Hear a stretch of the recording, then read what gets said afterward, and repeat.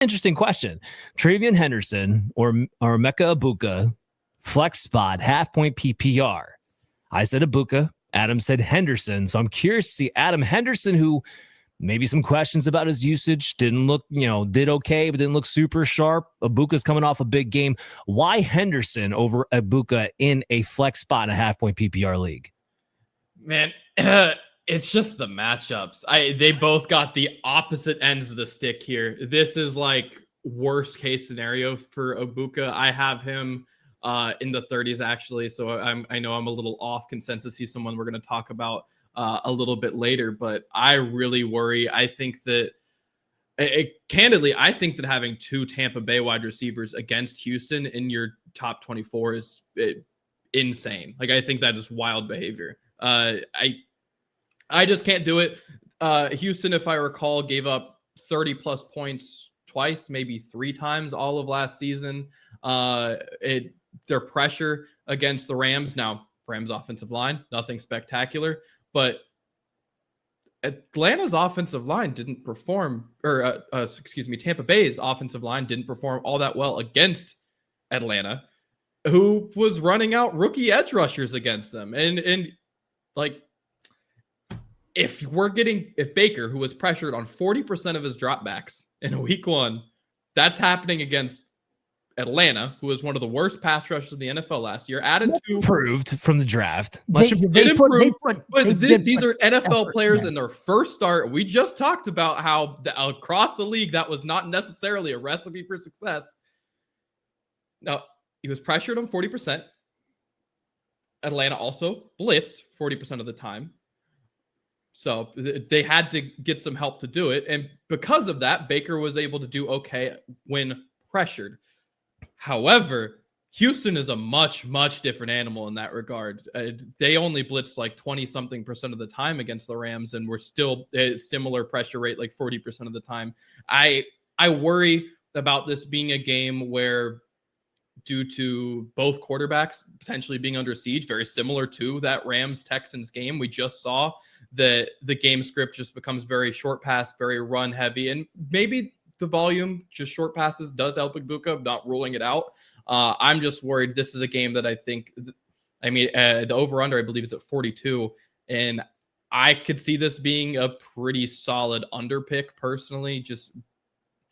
The Texans are not going to want to drop back a lot. And if their defense is able to force Tampa Bay to feel the same way, then this could be a very slow, very low scoring ball game.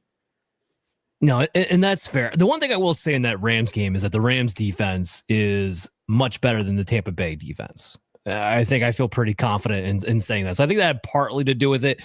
But for me, it is Egbuka. I mean, first of all, it's hard to bench a guy coming off a top 3 finish from the previous week. And grants you, yes, it was come down to 2 touchdowns, but he played all the snaps he played more than Mike Evans did. He ran more routes than Mike Evans did. He had more targets than Mike Evans did. So he was like the go-to one in that situation. I'm not saying it's going to be the case every week. Definitely not. And on paper, I agree with you, Adam. Yes, this is a tough matchup. The Houston Texans do have a legitimate defense here. But Puka finished in the top 7, and he had like 10 catches for 130 yards.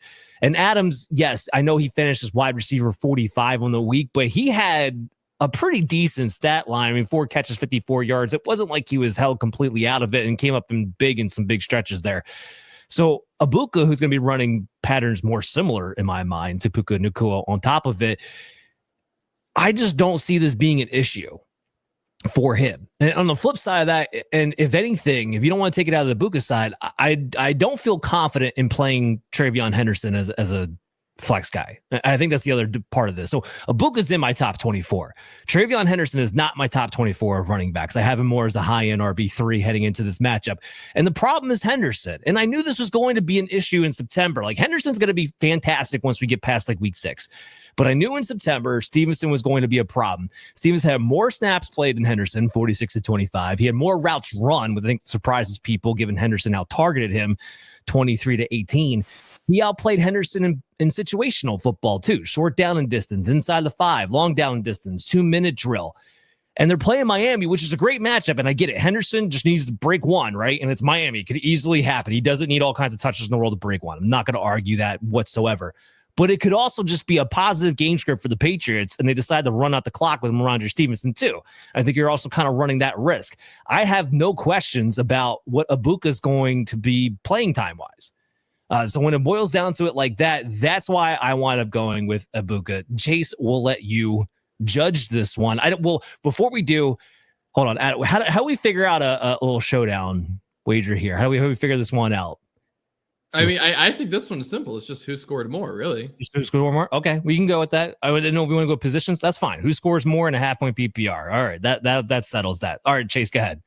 All right. Well, Adam, you laid out some pretty convincing arguments. There was a reason behind why you picked Henderson, but you're wrong, friend. So I'm going to side with Dan on this. Now I picked Egbuka as well.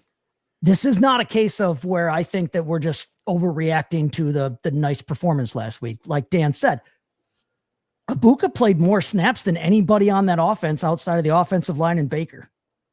He played more than anyone else on that team. He took more snaps than anybody else. Like Dan said, he looked like he was actually the number one target in that game, and the numbers bore that out.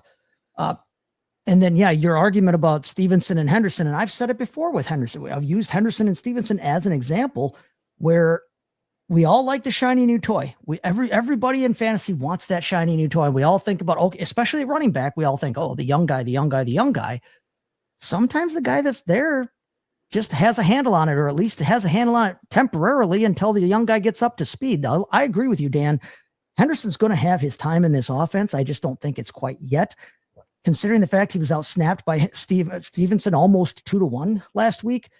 I have questions about how much we may or may not see him.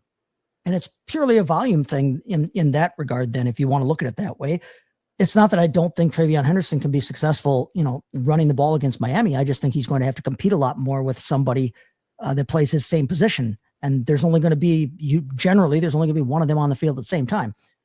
Evans and Egbuka, I know darn well that they're both going to be on the field. I think that that's a game that Tampa Bay is going to have to keep throwing in, especially because they're playing a tough defense like that.